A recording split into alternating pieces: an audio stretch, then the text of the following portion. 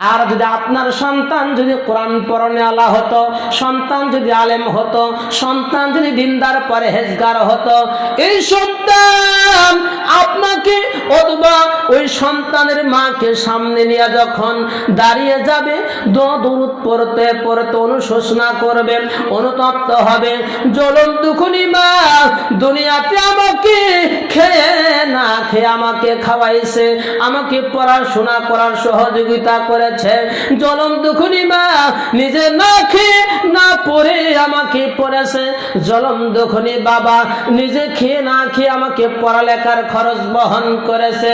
সন্তান জানাজার নামাজ পড়তে গিয়া দোয়া দরুদ পড়তে পড়তে অনুতপ্ত হবে, অনুশোচনা করবে, বাবা তো জ্বলন্ত খুনি মা অথবা বাবা চিরদিনের জন্য চলে যাচ্ছে।